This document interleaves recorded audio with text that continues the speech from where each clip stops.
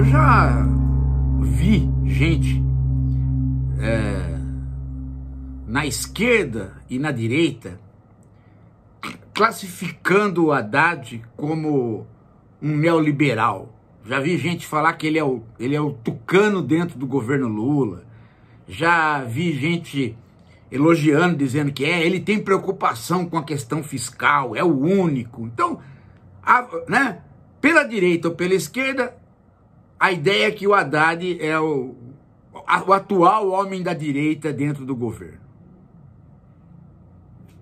E essas classificações, elas são completamente fenomênicas, né? O sujeito olha o que está acontecendo, mas não olha o porquê que está acontecendo. O Haddad, obviamente, não tem pessoalmente vínculos com o neoliberalismo. Ele é uma pessoa de esquerda, muito provavelmente alguém que tem ideais socialistas. Só que ele é, antes de tudo, antes de qualquer coisa, gente, antes inclusive de ser marido da mulher dele, ele é fiel ao Lula. Isso é o que é o Haddad. Haddad é um amigo fiel do Lula. Se o Lula um dia mandar ele embora, ele continua amigo do Lula. Ele tem uma relação de carinho, de amor, de respeito e de esperança no Lula. É uma coisa impressionante, gente. E antes, no passado, eu enchia a paciência dele, sabe? Por conta disso.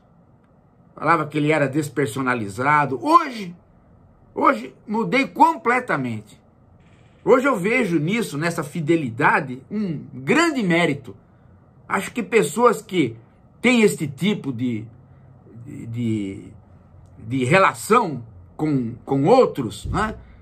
Não de subserviência. Ele não é subserviente. Ele apresenta propostas, mas ele apresenta propostas cujo objetivo é tornar o Lula viável. E o que é tornar o Lula viável? Tornar o Lula viável é conseguir encontrar um equilíbrio entre essas duas grandes forças do capitalismo neoliberal. De um lado, o desenvolvimentismo, o resto do desenvolvimentismo, que sobrou na ideologia brasileira, e o próprio neoliberalismo. Então, na verdade, é uma disputa entre aquilo que a gente chama o povo do mercado e o povo do Estado. Tomando essas duas expressões aí metaforicamente, né? Porque não existe de fato um povo desses dois lados. Então, o Haddad sabe perfeitamente como é que funciona o regime neoliberal. Como é que funciona o regime neoliberal? O regime neoliberal, na cabeça dos neoliberais e na prática, funciona da seguinte maneira. O governo precisa arrecadar para gastar. Só que,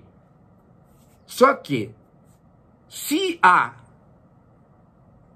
um gasto que aquece demais a economia,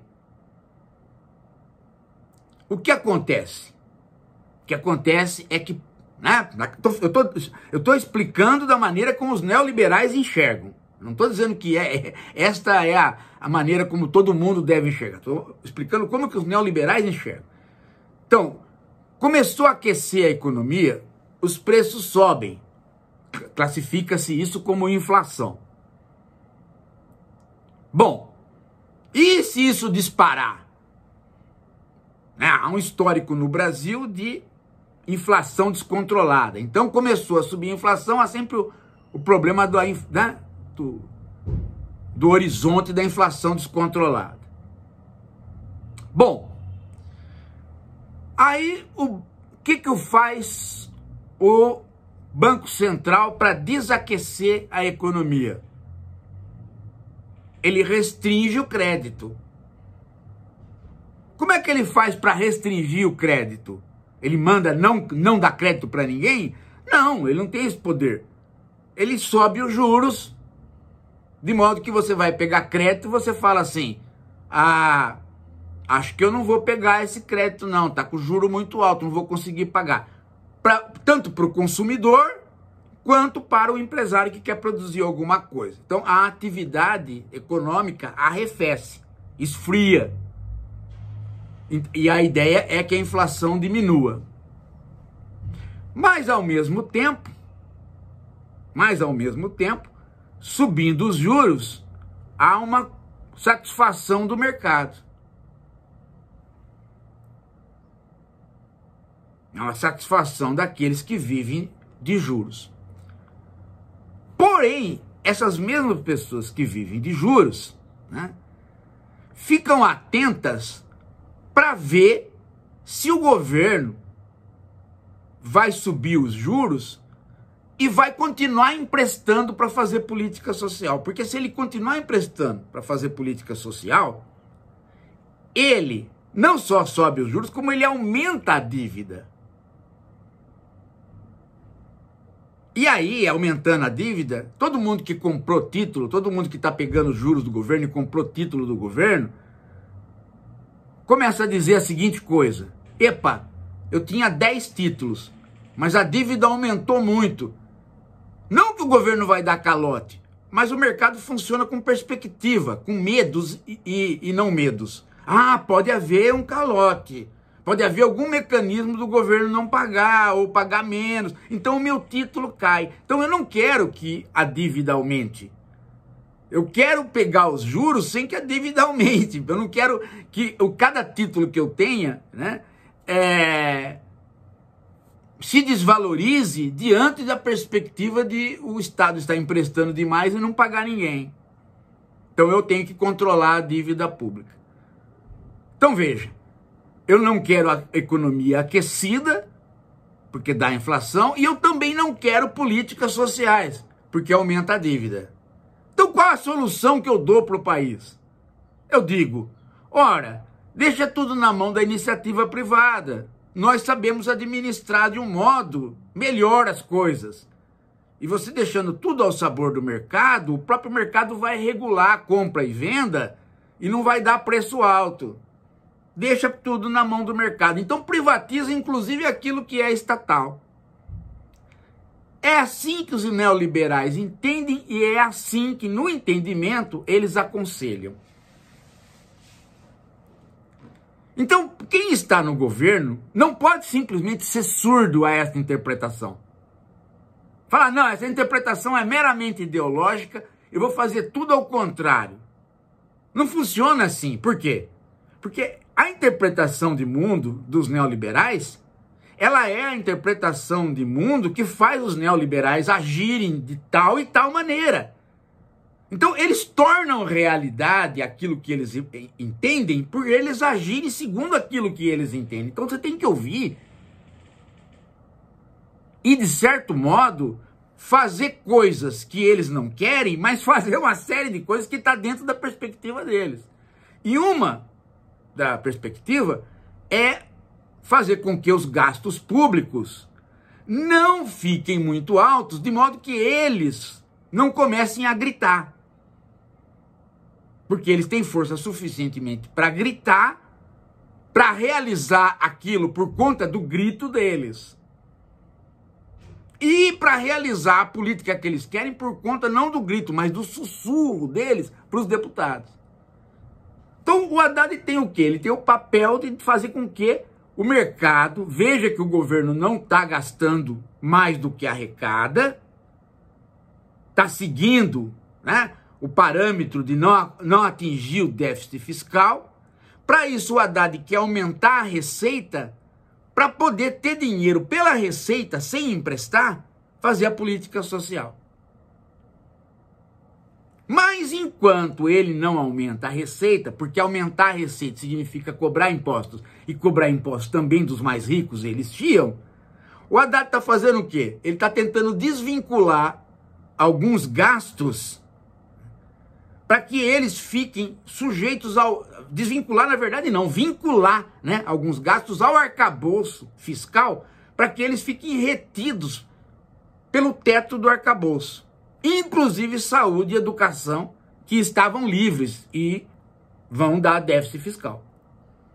Então, mesmo ele arrecadando, ele fica pensando, eu vou arrecadar bastante, mas a dificuldade para arrecadar vem dos próprios empresários, que não querem pagar impostos. Então, tem que arrecadar bastante, tem que convencer eles de pagar impostos, para sobrar dinheiro para que o meu arcabouço fiscal tenha um teto grande e, portanto, os 70% que eu posso gastar, que está no arcabouço, seja da política social. A parte do PT olha isso e fala assim, não, isso é política neoliberal, você está satisfazendo o mercado e está atrelando demais educação e saúde ao arcabouço fiscal. Nós não queremos isso. E começa a fazer o movimento contra o Haddad. É normal isso, completamente normal que a Glaze faça isso e que o Haddad faça aquilo. O problema não é a Glaze e o Haddad. O problema é saber como que a imprensa joga com Glaze e Haddad, dando a impressão para a população e para o militante do PT que há um desacordo, que há uma briga, mas não necessariamente há. Porque a Glaze não é burra e ela sabe o papel do Haddad. O Haddad não é burro, ele sabe o papel da Glaze.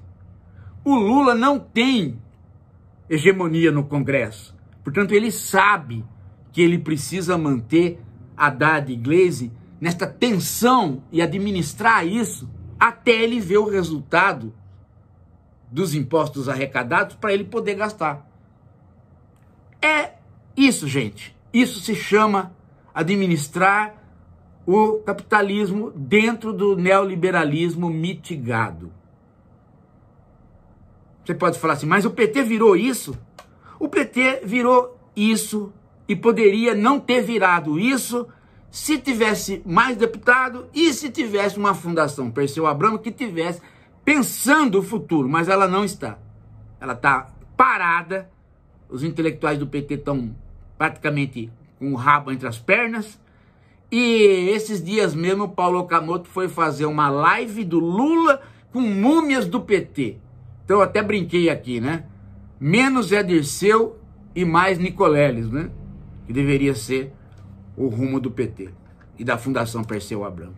Mas, paciência, né? A gente não manda nada, a gente é mero professor que dá palpite. Daqui a pouco a gente volta.